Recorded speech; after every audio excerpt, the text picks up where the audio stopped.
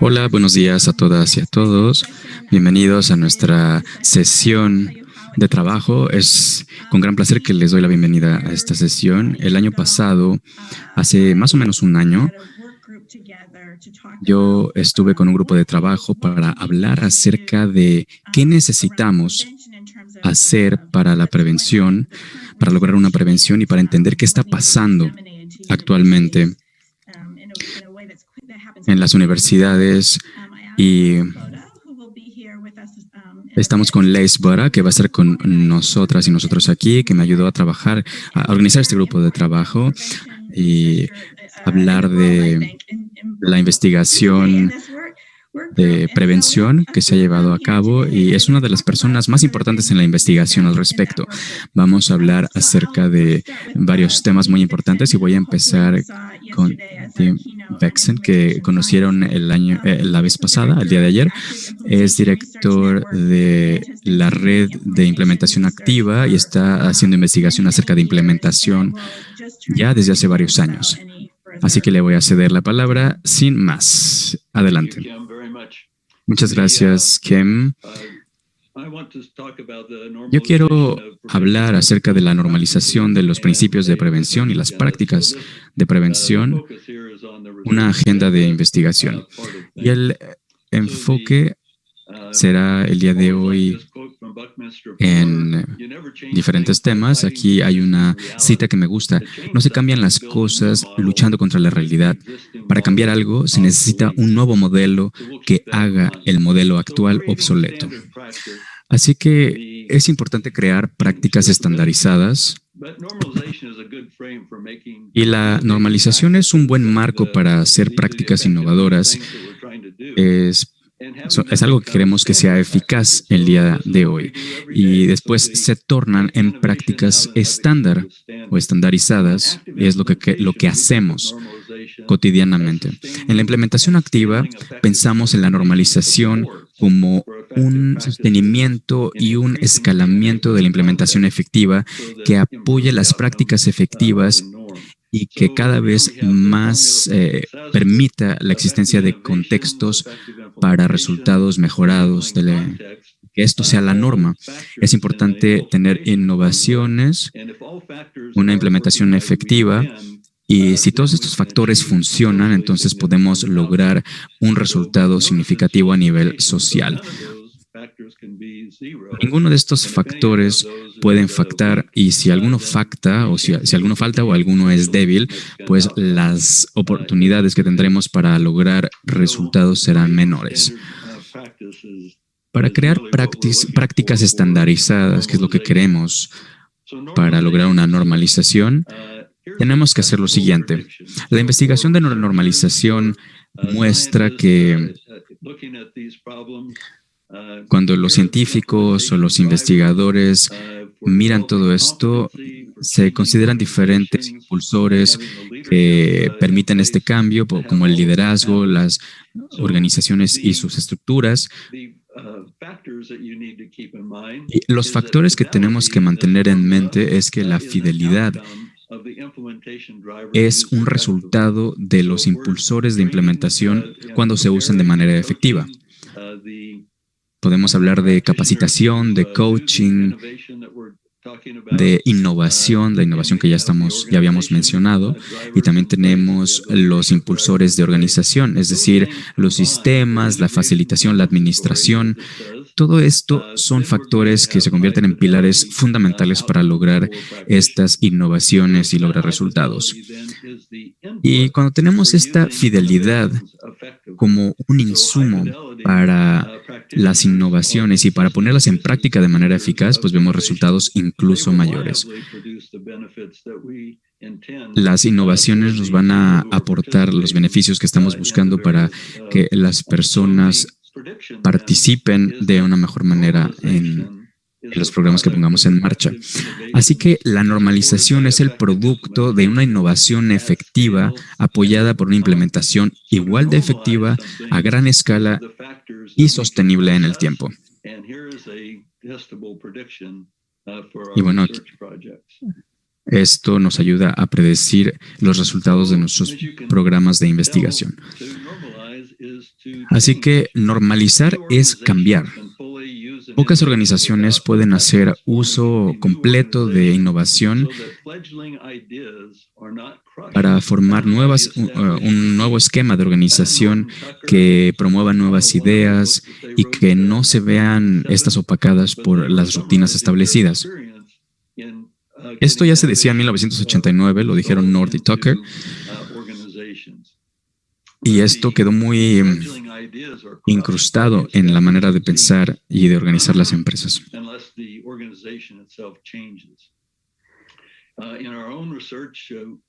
En nuestra propia investigación, descubrimos que las organizaciones que se adecuan al status quo, se asume que el statu quo necesitará cambiar para crear condiciones habilitantes y un ambiente habilitante en que la innovación pueda surgir, que pueda expandirse y que sea una práctica estándar. Entonces, esta es una creencia que está muy arraigada, pero que no siempre es lo que nos lleva al éxito y a la obtención de resultados. Hay mucho que hacer y es un trabajo de varios años cambiar todos estos esquemas, pero bueno, pensamos que el buen liderazgo con una buena gestión del cambio y un apoyo consistente puede ayudar a crear una nueva normalidad. También una selección, una capacitación, coaching y una evaluación de fidelidad integrales pueden garantizar el uso consistente de las diferentes innovaciones. Es importante también facilitar o tener una administración que facilite y que de manera rutinaria elimine obstáculos y mejore el apoyo a los y las profesionales cuando se esté implementando algo innovador. También es importante apoyarse en sistemas de datos que apoyen la toma de decisiones para que éstas se tomen de la manera más informada posible. Obviamente, el liderazgo que garantice una implementación y una mejor práctica de manera continua es algo de gran apoyo a los profesionales en un proyecto de investigación. La innovación es algo que es básico y que también una entrevista motivacional es de gran utilidad en este contexto, pero el uso de todo esto depende de los impulsores de implementación que pongamos en marcha, que ya habíamos mencionado en la diapositiva anterior. Aquí hay un ejemplo de fidelidad. La fidelidad es la conexión entre insumos y productos o resultados, y aquí vemos una gráfica de un comportamiento positivo. Tenemos un enfoque para reducir comportamientos irregulares o conflictivos en las escuelas. Aquí vemos diferentes datos de 5,331 escuelas. Y lo bueno aquí es que la fidelidad se ha evaluado en esta fórmula cada año. Aquí vemos 1, 2, 3, 4, 5 en la parte inferior, que son los años en que se ha implementado el PBIS. Pero desde el punto de vista de normalización, esta innovación de PBIS, y para que esto se vuelva una práctica estándar,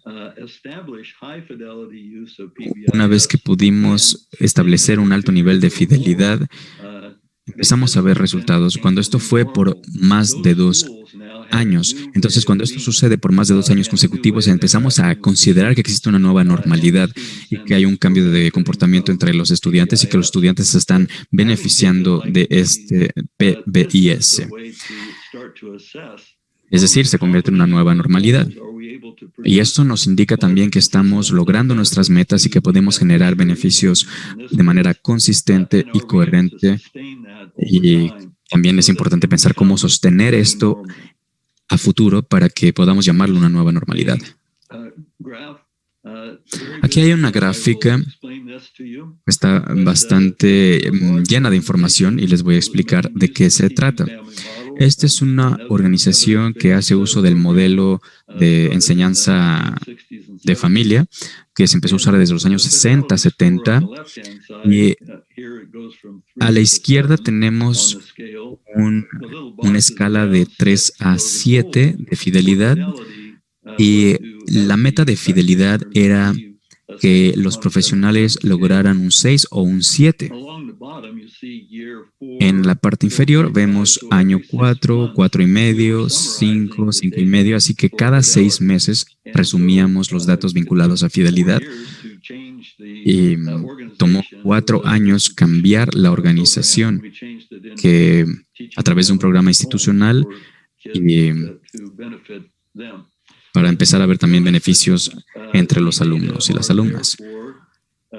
Los datos que hay aquí se vinculan con los profesionales que se habían contratado de 0 a 6 meses, que la fidelidad era bastante baja, era menor de 4. Después tenemos las personas que habían estado de 7 a 12 meses, después las personas que habían estado 1 año, 2 años y 3 o más años. La quinta barra, perdón. Y estas son las barras que pueden ver y cómo se estaban actualizando cada 6 meses. Lo interesante es, desde el punto de vista de la normalización, es que los profesionales que estaban ahí por más de 3 años lo hacían bastante bien, tenían el beneficio de capacitación, de coaching cada mes e incluso cuando fuera necesario con mayor frecuencia y así podían trabajar con este modelo. Y los resultados fueron lo que esperábamos. Pero la gran diferencia fue para las personas que estaban ahí de 0 a 6 meses, que se les acababa de contratar, que apenas estaban en sus primeras capacitaciones, que estaban iniciando coaching y apenas empezaban a interactuar con con los adolescentes, niños y niñas, y que empezaban a asumir sus responsabilidades. Pasar de un 3.5 y subir en los últimos años fue un resultado que pudimos constatar. Así que vemos que después de unos 4 años lo estaban haciendo mucho mejor y estaban subiendo en la escala, lo que nos dice o nos sugiere que las personas que aprenden a llevar a cabo este trabajo son los que mejoran más y más con el tiempo. Y les puedo decir que tenemos este modelo de familia, de enseñanza familia, y es de gran utilidad. Muchas organizaciones lo están usando. Y 37 años después de que se creó, bueno, sigue siendo de gran utilidad y sigue siendo una norma. Sigue siendo la nueva normalidad. Es importante tomar en cuenta estos datos de fidelidad para mejorar el apoyo que se brinda a las personas para que puedan aprender rápido cómo hacer las cosas, qué hacer, qué impacto va a tener y qué impacto van a tener sobre todo entre las y los adolescentes. Para normalizar, pensamos que es importante normalizar resultados y queremos resultados mejorados y que estos se vuelvan en la nueva, se tornen en la nueva normalidad. Es importante hacer uso de los impulsores de fidelidad y los impulsores de implementación para fidelidad. Y queremos que todo este esquema se vuelva una nueva normalidad. Muchas gracias y bueno, aquí es donde dejo la palabra. Si tienen alguna pregunta, aquí voy a estar disponible. Excelente. Muchas gracias, Dean. Bueno, pues vamos con nuestra nueva participación, la siguiente participación. Voy a presentarles a Danny Fishman, que es director del de la investigación de neuroprevención en la Universidad de Carolina del Norte, Chapel Hill, y ha estado trabajando en la dirección de diferentes programas de investigación en el estado de Carolina del Norte. También tiene una carrera muy interesante en estas áreas, en estos sectores. No voy a decir más, vamos a dejar que ella nos cuente un poco más, así que Dani, le cedo la palabra.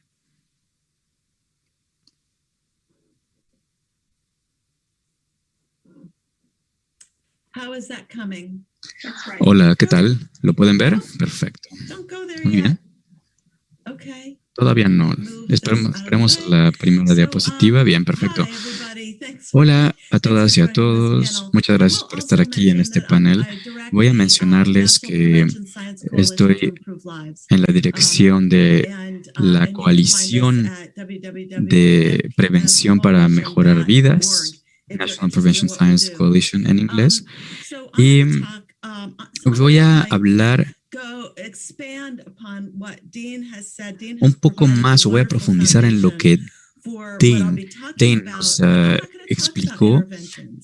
No voy a hablar acerca de intervenciones, voy a hablar más bien acerca de los ingredientes activos, de las sustancias activas de las intervenciones. Y antes de empezar de una manera muy rápida, no voy a entrar en mucho detalle, pero voy a decirles acerca del modelo que empezamos a desarrollar en 2016. Y muchos de los modelos de este tipo son producto de investigación psiquiátrica de diferentes tipos de disciplinas, y quería hablar de este espectro translacional en la ciencia de la prevención. Hemos estado trabajando con diferentes investigadores para que esta ciencia, esta investigación dé el siguiente paso, y ya hemos comprendido bien los mecanismos de los fenómenos que estudiamos, pero es importante entender mucho más para poder desarrollar programas y optimizarlos a fin de ver los resultados más importantes, más contundentes. Así que esto es muy importante para desarrollar programas. Los científicos están buscando la neurociencia, ciencia epidemiológica, de comportamiento. Hay muchas ciencias que convergen aquí y que pueden ser parte del fenómeno que queremos entender. Desarrollar programas con base en esta información, y después vamos a T2, que es muy importante para las pruebas de incidencia. Es importante ver quién responde a las intervenciones, quién no, y queremos saber quién no, para ver cómo se pueden refinar, cómo pueden funcionar mejor y tener una red mucho mayor. Y siempre recurrir o volver a la ciencia básica, a los fundamentos de todo esto, para refinar y seguir refinando los programas, las intervenciones, para tener efectos significativos en nuestras intervenciones. Después vamos a T3, debemos pruebas de efectividad en contextos reales. Aquí vemos diferentes enfoques personalizados que se apoyan en la ciencia fundamental en la que se apoya todo esto, y para ver qué funciona mejor. Ya que hacemos eso y vemos que funciona todo de maravilla, vemos cómo se puede adaptar esto a nivel cultural, y vemos después T4. Y aquí es lo que estaba hablando Dane. Es importante determinar cómo se puede institucionalizar las intervenciones que funcionan bien, porque pueden tenerse intervenciones maravillosas que funcionan bajo protocolos estrictos de investigación, pero que no van a funcionar ya en las situaciones más reales en la comunidad, o en un contexto de implementación mucho más práctico. Así que es importante entender bien cómo institucionalizar. Y mucha gente no habla de ello. Así que bueno, Vamos a hablar acerca de qué se tratan estas intervenciones y también de sistemas universales sociales. Aquí es donde integramos los principios y las prácticas que son ingredientes activos de nuestras intervenciones y cómo los integramos en perspectivas, en sistemas, en políticas. Y voy a decir T1, T4, T5, pues pueden pensar en el modelo que les acabo de explicar. ¿Qué es, dónde está el pan y la sal de toda esta historia de la prevención? Bueno, la investigación sobre la prevención históricamente se ha enfocado en el desarrollo, la implementación y el escalamiento de intervenciones o la expansión de intervenciones. Y el punto de la prevención ha sido llegar al T3. El éxito de esta agenda ha sido notable y tenemos intervenciones que hablan desde el punto de la concepción o del diseño y han mostrado diferentes efectos. Y el éxito de la ciencia de la prevención es haber llegado justo a ese punto. Muchas personas no saben lo que es la prevención.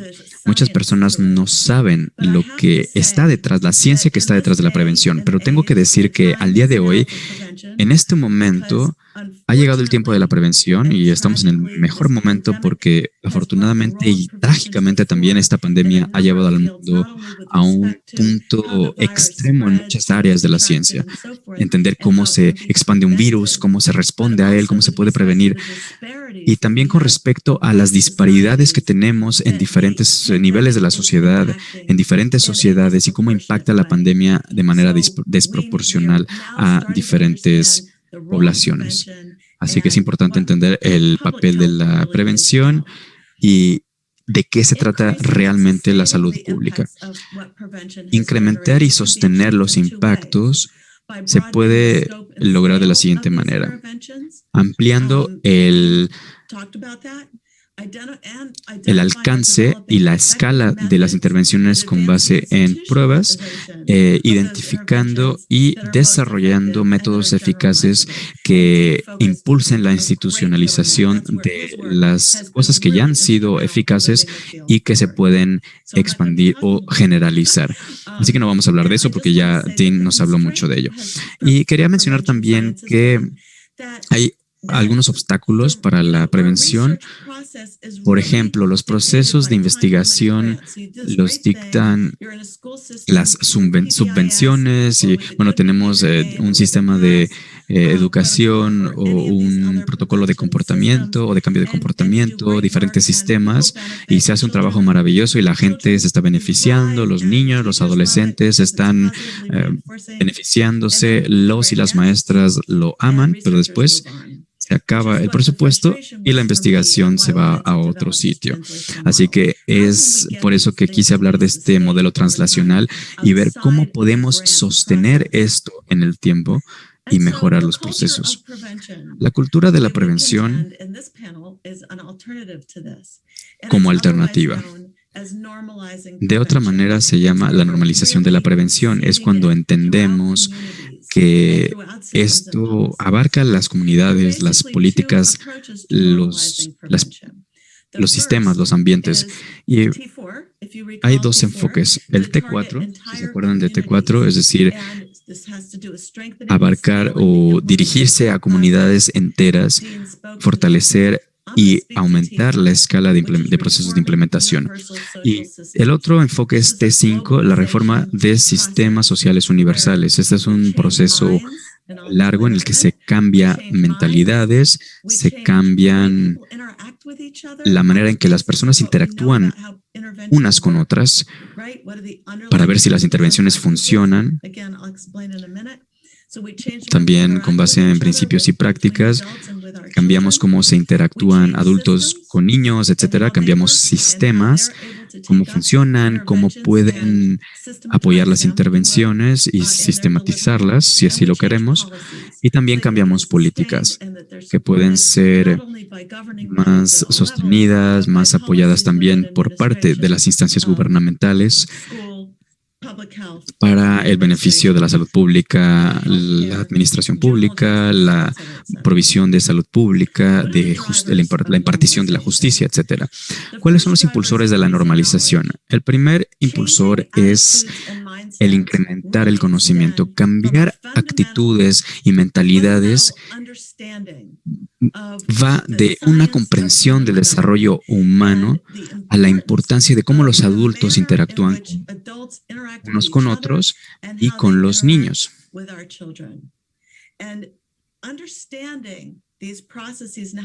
Y entender estos procesos y cómo funcionan,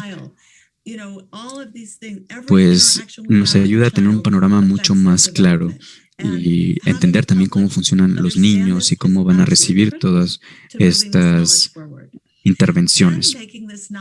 Después, también es importante que este conocimiento sea accesible de manera general para catalizar un cambio de actitudes y de comportamientos. Entonces, los receptores de estas intervenciones pueden ser el cambio ellos mismos y pueden expandir esta información a sus asociados, sus organizaciones, sus sistemas, las partes con las que interactúen y difundirla en sus esferas en sus áreas de influencia. Y el fin último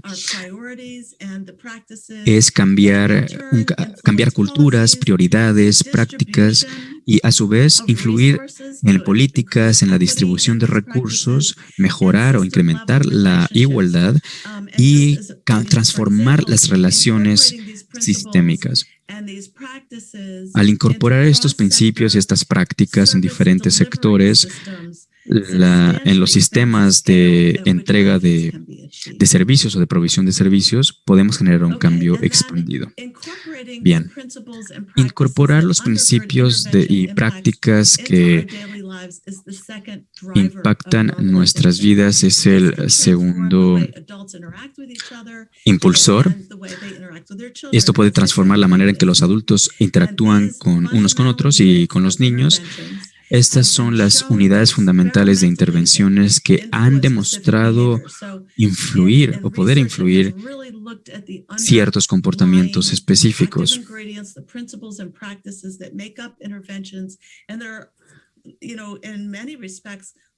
Y esto en muchas áreas se ve de gran influencia en las intervenciones.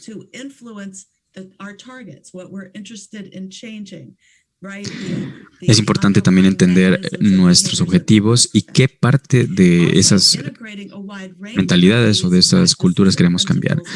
También es importante integrar una gama amplia de prácticas y principios en las interacciones diarias para tener un potencial de promover la salud y el bienestar de manera expandida, independientemente de intervenciones individuales o de subvenciones. Y queremos, a fin de cuentas, tener un impacto duradero en nuestros niños y adolescentes. Los beneficios de incluir los ingredientes activos.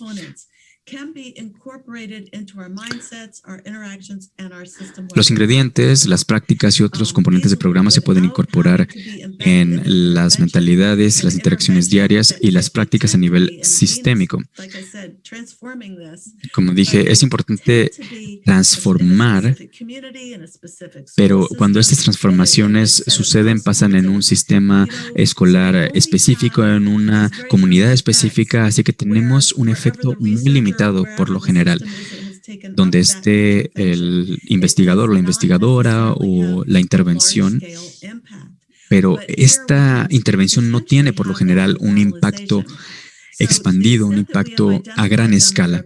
Así que para extender este impacto hemos identificado estos ingredientes, su capacidad de impacto en el desarrollo de los niños, el funcionamiento familiar y la salud de la comunidad. Esto debe adaptarse también, estos ingredientes deben adaptarse a los diferentes entornos. También toman en cuenta las características culturales y comunitarias, sus preferencias y sus necesidades, porque no establecen protocolos para una intervención de manera rígida. y son adaptables o adoptables de manera infinita a nivel individual o sistémico y tienen un potencial enorme de ejercer efectos sobre la población en intervenciones individuales. Les voy a dar un ejemplo muy rápido y tal vez han hablado del enfoque del abecedario. En el instituto en el que trabajo se usa mucho y bueno, se usa en todo el mundo este enfoque y tiene que ver con la calidad de las interacciones adulto-niño.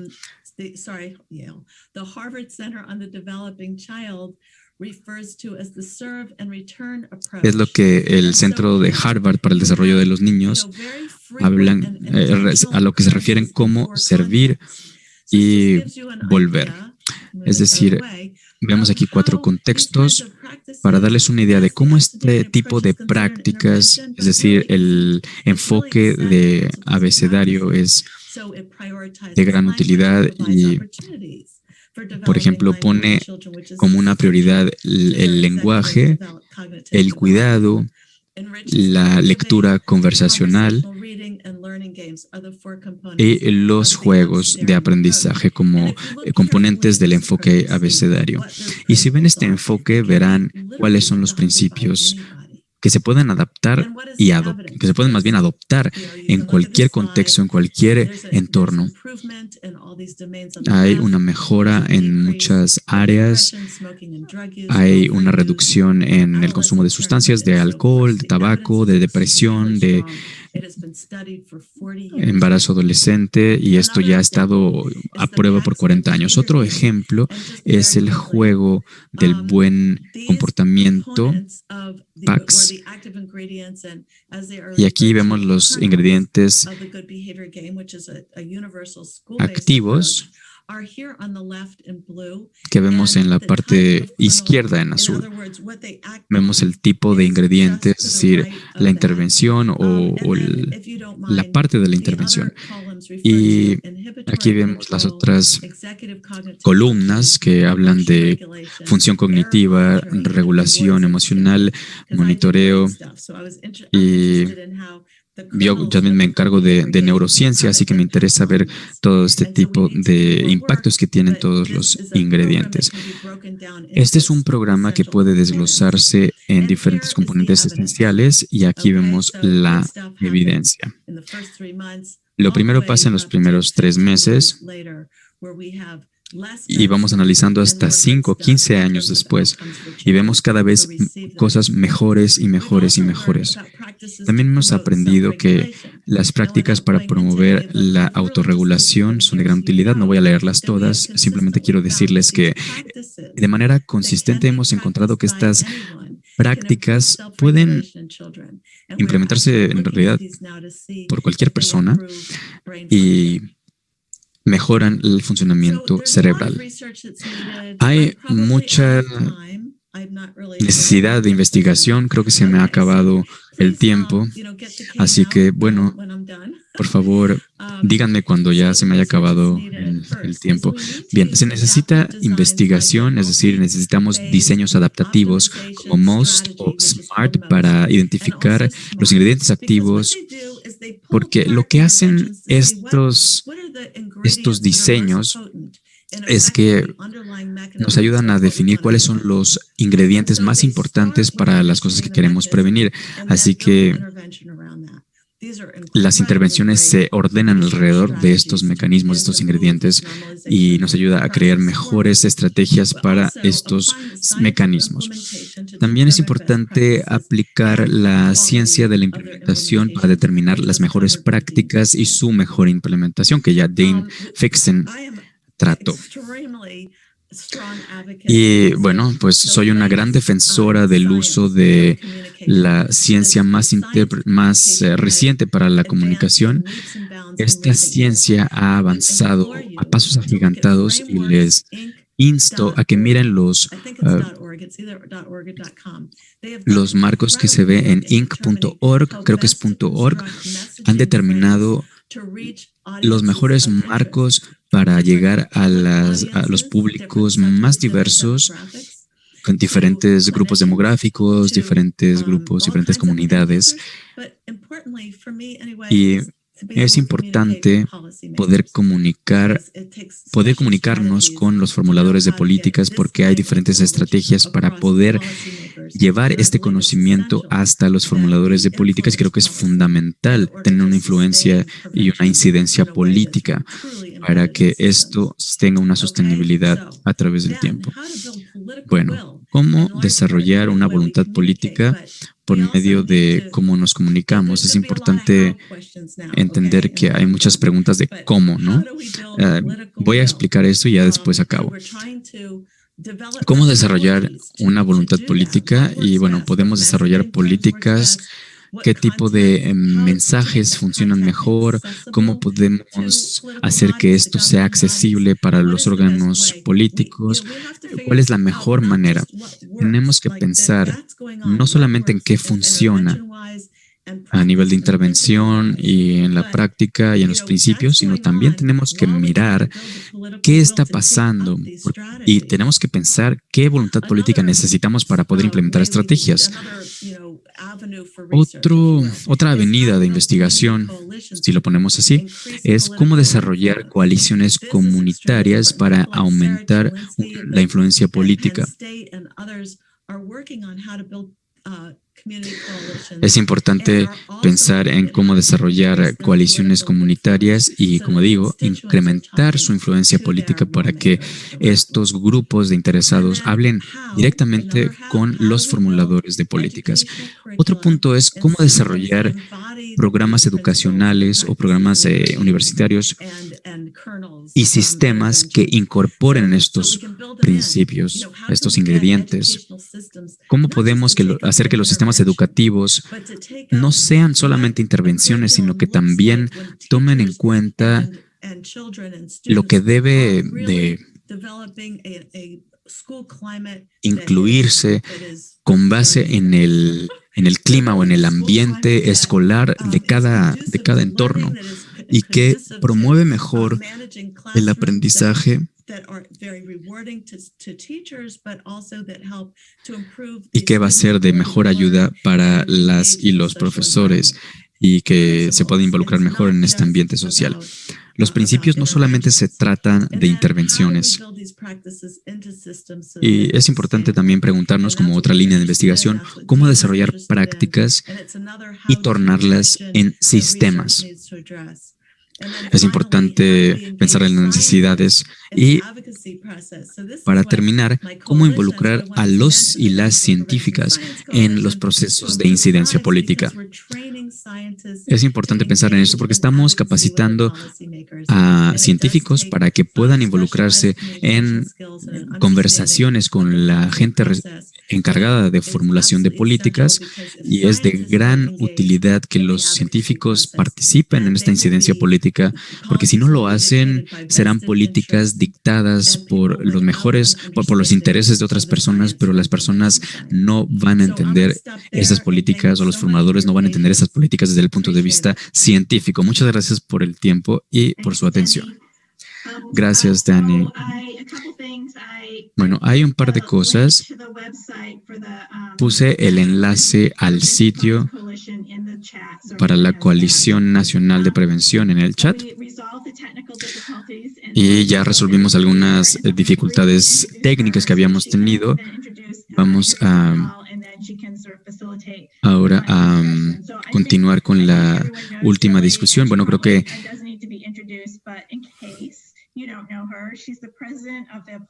si no la conocen, es la presidenta del Centro de Prevención Internacional. Ella ha trabajado ya antes con epidemiología y diferentes líneas de investigación. También es una autoridad académica en diferentes universidades, 2 o 3 universidades, muchas universidades. Y ella también es fundadora, tanto en Estados Unidos y en la Unión Europea, de centros de investigación sobre prevención de adicciones, pero también prevención en general. Así que le cedo la palabra a nuestra próxima intervención y ya puedes empezar con tu presentación. Muchas gracias. Es de gran ayuda. Tuve un problema técnico, me frustró mucho, pero bueno, me gustó mucho hablar con Harry. Harry es profesor de la Universidad John Moores de Liverpool en el Reino Unido. Y será un placer presentar su presentación. Bueno, muchas gracias por presentarme. Es un placer verles también en la pantalla. Así que voy a continuar o conectar mi tema con el de las últimas dos intervenciones. No soy científico de la intervención, pero me apasiona muchísimo la prevención y me gusta también el tema de la formulación de políticas y la toma de decisiones. También he trabajado mucho con prevención y detección. Y mientras estaba pensando en cómo utilizar esta presentación, quería enfatizar cuáles son algunas de las brechas en la investigación que pudiéramos tratar de abordar en esta plática. Y me gustaría hablar sobre este concepto de incluir el trabajo de la prevención directamente en el trabajo de educación. Y posiblemente esa es la forma como la prevención se está, digamos, avanzando o moviendo hacia adelante. Y me gustó mucho cómo la presentación anterior habló mucho sobre los programas de prevención. Sin embargo, esto no necesariamente se vincula con lo que en muchos países está ocurriendo. Es interesante conocer qué es lo que está pasando en diferentes partes del mundo y no solamente en Estados Unidos en términos de cómo estamos implementando esto. Particularmente en Europa tenemos que hacer muchas preguntas alrededor de la implementación. Entonces, algunos de los temas en los cuales yo estoy sumamente interesado y espero que podamos explorarlo en este panel, es cómo podemos normalizar las actividades de prevención o estandarizar las actividades de prevención cuando no hay sistemas de prevención que existan, digamos, o que se puedan reconocer. Entonces, a nivel regional o a nivel local, me gustaría decir que al menos en Europa, esto se puede hacer al hacer una comparación con otras áreas de cuidado médico y también haciendo una comparación con el sector de tratamiento. Hay muy pocas estructuras o sistemas alrededor de la prevención. Así que este es un gran reto. ¿Cómo podemos estandarizar esto? ¿Cómo podemos crear un puente entre profesionales que están haciendo ese tipo de trabajo y tener una serie de actividades de prevención de las cuales puedan ellos hacer uso? Hay una serie de documentos, informes y guías en Europa particularmente que refuerzan este punto. Es cierto que tenemos algunos ejemplos y estructuras aisladas en cuanto a cómo ciertas comunidades están abordando el tema de prevención. En el Reino Unido, en Alemania y en otros países europeos podemos ver que hay ciertas estructuras planeadas dedicadas o planeadas para la prevención. Sin embargo, sí tenemos bastantes guías alrededor de los principios claves para la prevención. Entonces, con base en lo que se mencionó hace un momento, el reto es cómo podemos comunicar toda esta información de forma oportuna, porque desde mi punto de vista, este es el tipo de documentación y guía que la mayoría de las personas que están trabajando en ese tipo de temas ya estarían familiarizados. Muchos de ustedes estarán también ya familiarizados con los estándares internacionales de prevención, que son los documentos que se refieren mucho a los países en general que se encuentran en desarrollo. Muchos de estos documentos obtienen sus referencias de las guías europeas y están muy enfocadas en las aproximaciones problemáticas de algunas de estas situaciones. Sin embargo, cuando pienso en el Instituto Nacional de cuidado de la salud en el Reino Unido tiene también su propia guía. Entonces, este es un ejemplo del tipo de actividades y guías, pautas que podemos referirnos en este momento. Entonces, la idea principal es proporcionar guía con base en evidencia que pueda apoyarnos a entender la parte de economía de la salud. Sin embargo, lo más importante aquí es la implementación, que es lo que siempre hace falta. Siempre hace falta ese tipo de enfoques y siempre se necesita enfatizar los principios de la implementación. ¿Cómo podemos tener un programa de prevención? Y esto lo podemos ver también directamente desde la documentación que publica la ONU-DOC, que es un documento bastante completo alrededor de las diferentes problemáticas de salud en las familias y comunidades. Ahora bien, ¿qué pasa cuando no tenemos estos sistemas de prevención? Aunque no los tengamos, es importante hacer un mapeo en cada uno de nuestros países o localidades. ¿Cómo podemos utilizar un sistema de prevención o cómo podríamos implementarlo? Esta es una de los diagramas que fue publicado en la MCDDA de 2019, los componentes de un sistema de prevención ideal. Y como podemos ver aquí, este es desde el reconocimiento que tal vez no sea lo suficientemente robusto o localizado para ese contexto. Sin embargo, cada uno de estos componentes del sistema son relevantes independientemente de cómo se implementen. Entonces, veamos cómo funciona. Y de hecho, también nos da algunos ejemplos este documento. Para empezar, se trata de persuadir a las personas de alejarse del modelo de intervención solamente. Es decir, desde el punto de vista de la salud y cuidado de la salud, es una perspectiva lógica, tratar de entender desde el inicio cómo es que esto tiene una influencia nacional o internacional y cómo es que esto está influyendo a nivel local. Y ya el segundo módulo pudiera ser la parte de prevención. Sin embargo, eso también pudiera incluir las normas sociales y la interpretación de normas sociales para poder saber cómo enfocar los planes de intervención. Así que es un ejemplo bastante fácil de entender. Es decir, si tenemos una política muy particular en un ambiente que es muy, digamos, liberal en términos del uso de sustancias o tal vez una legislación alrededor del uso del cannabis, entonces una estrategia de prevención será muy difícil en ese tipo de contexto o será muy diferente más bien a diferencia de un contexto en el cual la legislación sea mucho más estricta. Entonces, a partir de este tipo de actividades que apoyan las políticas de prevención, es también importante considerarlas y conectarlas con las políticas sociales. ¿Cuáles son las respuestas a las diferentes políticas sociales que existen? Y por supuesto, una pregunta muy importante que también debemos hacernos es ¿cuáles son las respuestas de prevención correctas y cómo es que esto se puede capacitar? Particularmente en términos de los cambios legislativos que he estado mencionando a lo largo de la presentación.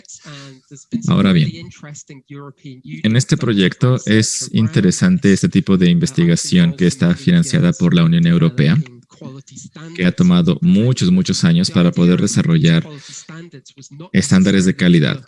Y la idea de esos estándares de calidad no necesariamente tiene que ver con crear enfoques programáticos o crear estándares, sino también cómo organizar las actividades de prevención. Realmente enfocarnos en los temas de prevención, cuáles son los problemas o los asuntos de la cultura que también impactan y cómo podemos organizar todos estos aspectos y crear actividades de prevención, no solamente dentro de los servicios especializados, sino también a diferentes áreas de cuidado médico. Y esto me recuerda también el trabajo muy interesante que fue hecho y que se publicó en el periódico de prevención de drogas y política de drogas, que se publicó hace unos años, que trató de hacer un mapeo de las diferentes fuerzas de trabajo y el nivel de especialización en ese tipo de trabajo en las diferentes instituciones médicas. Y este análisis demostró que al menos en Europa esto falla muchísimo porque este tipo de identidades especializadas de los diferentes profesionales de la salud por lo general excluyen o no incluyen necesariamente a otras áreas de cuidado de la salud. Y entonces hemos terminado de hacer este tipo de análisis y es muy interesante poder analizarlo en cuanto a cómo pudiera enfocarse también a nuestro propio contexto. Entonces, también tenemos una iniciativa de capacitación que me parece que sigue vigente y tiene que ver con el trabajo directo con los tomadores de decisiones y los médicos para tratar de entender cuáles son las diferentes brechas en las políticas de prevención y tratar de estandarizar estos principios, particularmente en los lugares en donde la especialización no es tan grande. Y una de estas iniciativas es la iniciativa Fénix, que analiza la interacción entre las áreas especializadas y no especializadas de los diferentes sistemas de salud y también cómo los estándares de calidad se están implementando a nivel local. Especialmente en Europa hay mucho trabajo que se está haciendo en este sentido que me parece sumamente interesante alrededor de la estandarización. Ahora bien, algo que se ha estado mencionando en este panel que tiene que ver con las brechas de investigación. A mí me parece que una de las brechas de investigación más grandes, a pesar de todo esto, tiene que ver con si esto ha hecho una diferencia o no. Es decir, si el contenido y la calidad de ese tipo de investigaciones realmente en práctica crea una diferencia en la estandarización. No estoy diciendo que no sea un trabajo maravilloso el que se está haciendo, pero ¿qué diferencia real está haciendo la implementación de esto en el bienestar de las poblaciones? Esta es una de las grandes brechas de la investigación que me parece que será abordado y tendrá que ser abordado en la siguiente fase de nuestras investigaciones. Parte del trabajo en el cual yo he estado participando tiene que ver con algunos proyectos muy interesantes que analizan el área de cambio de comportamiento de innovación. Y esto es muy interesante porque está implementado por personas no especializadas en Europa, es decir, personas que están trabajando, que están en contacto con el tema de uso y abuso de sustancias, con personas que tal vez trabajan en el tema de deportes y la salud. Entonces hemos estado haciendo trabajo muy interesante analizando cuáles son las necesidades de prevención en cada uno de estos grupos no especializados. Y al principio de esta investigación hemos estado tratando de entender qué tipo de intervenciones son necesarias para poder hacer ese trabajo de forma más efectiva. Es decir, capacitar el cambio de mentalidad que es necesario para cambiar el enfoque. Y por supuesto, no sorprende que haya muy poca información alrededor de esto.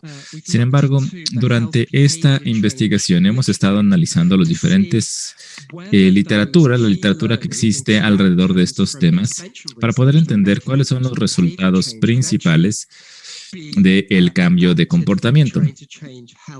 Y esto tiene que ver con cómo realmente entender cuáles son las poblaciones meta y diseñar actividades profesionales para este tipo de fuerza laboral no especializada y poder entender cuál es la contribución real que ellos pueden tener en los sistemas de salud. Y me gustaría enfatizar algunas de las áreas en que nosotros hemos encontrado bastante interesantes y que posiblemente pudieran ser interesantes para futuras investigaciones. Por ejemplo, en cómo funciona el análisis que ha hecho la fuerza laboral alrededor del comportamiento, no está demasiado enfocada en algunas actividades específicas, sino en intervenciones programáticas. Y ha estado también tratando de desarrollar las competencias correspondientes para poder implementar las intervenciones. Y la evidencia que hemos podido incluir nos ha forzado a realmente hacer o implementar ese tipo de medidas en las poblaciones que lo requieren. Y esto requiere mucho mucho esfuerzo. Muchos de estos proyectos requieren mucha intervención, el desarrollo de habilidades muy especializadas, porque estamos hablando aquí con situaciones mentales y de comportamiento.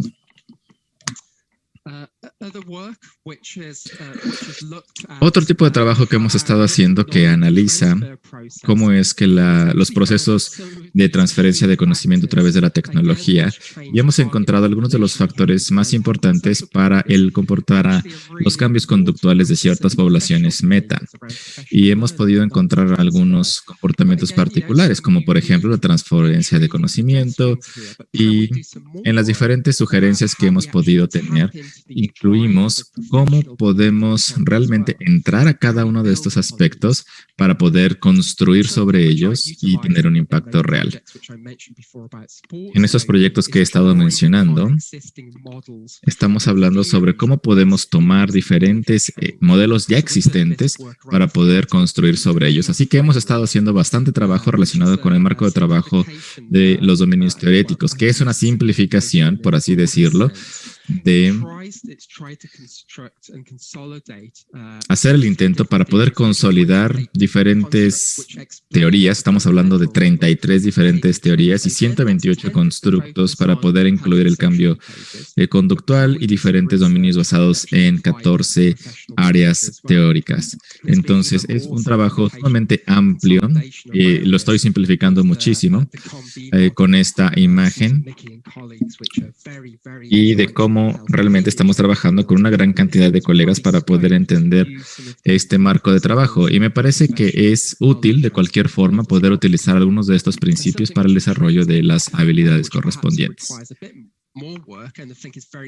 Una de las áreas que posiblemente requiere un poco más de trabajo es una de las áreas que hemos estado mencionando, que es el proceso que desarrolló May y Finch en 2009, que tiene que ver con tratar de entender cómo es que las intervenciones se encuentran como parte del nivel del día a día en las actividades, de tal forma que se convierte en algo invisible porque ya es parte del proceso. Y las diferentes revisiones alrededor de este tipo de teorías nos han indicado que son bastante efectivas.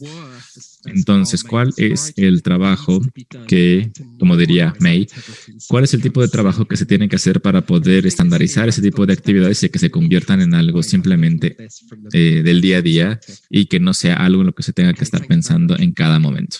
Muchas gracias por su atención. Muchas gracias por esta presentación. Todavía tenemos unos cuantos minutos y me gustaría que podamos tener algunos comentarios. Ya tenemos aquí algunas preguntas apuntadas. Si ustedes tienen alguna pregunta también adicional, favor de incluirla. Bueno, para empezar me gustaría agradecerle al panel. Hemos estado ya hablando todos de estos temas anteriormente, pero me preocupaba saber cómo íbamos a poder hablar de todo esto en tiempo tan reducido, pero hicimos un trabajo maravilloso. Y lo que ustedes han mencionado y las diferentes perspectivas sobre estos temas nos ayuda a entender la complejidad de este tema y cómo diferentes metas nos pueden ayudar a entender cuáles son las brechas que existen entre los sistemas actuales que estamos teniendo, cómo integrarlos de forma más efectiva. Así que también hemos estado hablando sobre las investigaciones que se necesitan hacer en muchos diferentes niveles. Entonces, el trabajo que está haciendo Kim y que también ya mencionó ella hace un momento, en el hecho de tratar de crear una investigación para poder resumir cuáles son las dificultades de hacer ese tipo de trabajo. Pero muchas gracias también a Harry por el trabajo que ha estado haciendo en la estandarización de ese tipo de principios de prevención. Me parece que es muy poderoso para los profesionales en el campo de la prevención. Y estaba preocupada por el tiempo, por lo que estaba mencionando hace un momento, pero como dijimos, estamos todavía con un poco de tiempo para preguntas. Bueno, hay dos preguntas que realmente llegan al mismo punto. Y la pregunta es que mucha de esta investigación es retrospectiva, ¿no? En cuanto a qué es lo que ha pasado una vez que ya estamos en el contexto actual. En términos de expandir este tipo de principios de prevención, deberíamos incluir también personas jóvenes que viven en pareja o que están intentando adoptar incluso un niño o niña. Entonces, estamos pensando qué tipo de poblaciones también pudiéramos incluir, particularmente en parejas que están buscando hacer una familia. Ok, si están pidiendo mi opinión personal, lo único que puedo decir en este momento es que yo, de hecho, preferiría que enseñemos estos principios desde la educación primaria y secundaria para que las personas que están pensando en crear una familia lleguen con este entendimiento desde el principio. Y por supuesto que la capacitación para los jóvenes antes de tener hijos, absolutamente, yo creo que no hay nada más que beneficios de poder hacer esto. Entonces, sin este tipo de valores y sin ese tipo de, o sin entender cuál es el valor de ese tipo de prevención o de capacitación, no nos va a ayudar a tener familias mucho más robustas y que puedan ayudarle a los jóvenes, a los niños, a ser adultos más felices. Sabemos cuáles son los principios básicos para lograrlo y la intervención que tiene que ver con la ciencia de la prevención nos ha ayudado a delinear cuáles son los conceptos y los componentes principales y se pueden tomar y aplicar a diferentes áreas, como ya mencionó Harry. Hay mucha convergencia entre las diferentes conversaciones que hemos tenido y Harry lo mencionó de forma maravillosa.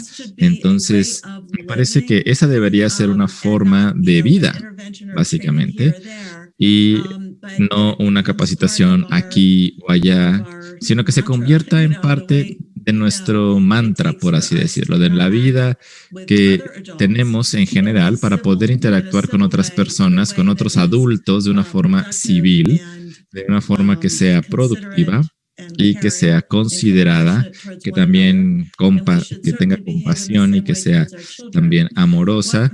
Y esto se extiende a nuestros hijos.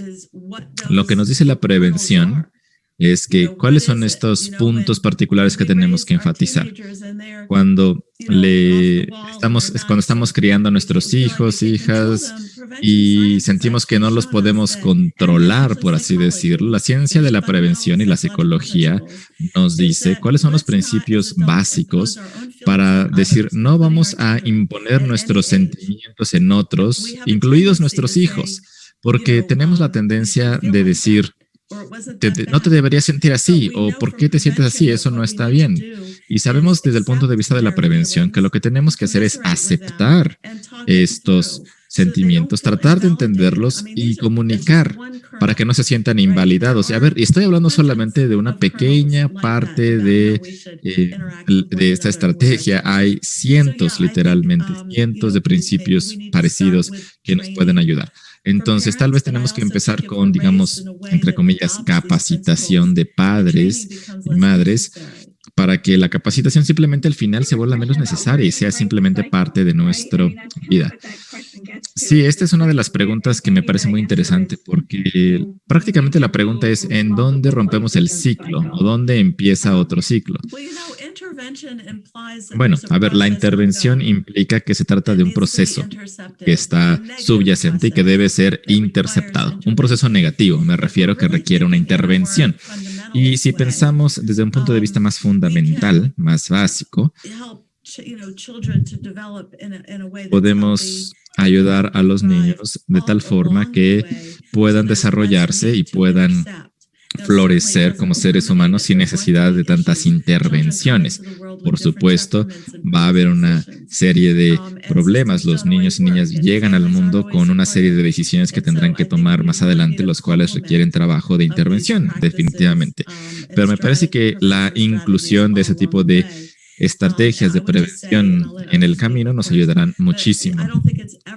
Entonces, no creo que sea nunca demasiado tarde desde el punto de vista biológico, porque la adolescencia no termina sino hasta casi los 30 años. Entonces, esto nos da una gran oportunidad de prevenciones e intervenciones, porque el cerebro es maleable y es plástico hasta que estamos ya más adultos y hasta ahí se termina todo. No, es una broma. Por supuesto que el cerebro sigue desarrollándose. Cuando hablamos sobre terapia cognitivo-conductual, se trata de esto. Hemos visto cambios cerebrales a través de mindfulness en adultos. Entonces, pensemos que se puede hacer incluso con el cerebro de niños y niñas o adolescentes en diferentes aspectos de sus vidas. Me gustaría mencionar algo brevemente en términos de el ambiente. En los Estados Unidos, por ejemplo, muchas de las familias se encuentran en situaciones muy estresantes, en parte por la falta de acceso a diferentes medios de parte de las familias para proveer para sus familias. Entonces, esto nos ayuda a entender qué tan complejos son los cambios y qué tan profundo debe ser este proceso de estandarización de la cultura de la prevención. Y mucho del trabajo que han estado haciendo ustedes en sus grupos de trabajo me parece muy inspirador. Y espero que hayan tenido, que se vea el éxito que han podido tener. Pero sí creo que es importante no solamente enfocarnos en el individuo, sino también entender el ambiente en el cual se desarrolla. Esto también es esencial, por supuesto. El ambiente tiene que ser un ambiente conducente al desarrollo sano del individuo. Si tuviéramos ese tipo de ambiente, no tendríamos la gran cantidad de problemas que actualmente vemos. Excelente, me parece que este pudiera ser un muy buen momento para cerrar la sesión. Entonces, pues muchísimas gracias a nuestro panel. Gracias a todos y todas por su participación. Y nos vemos en la siguiente sesión, que me parece que empieza en unos cuantos minutos. Nos vemos en un momento más. Hasta luego. Gracias a todos. Disfruté muchísimo de esta sesión. Muchas gracias. Fue un excelente panel. Muchas gracias a todos.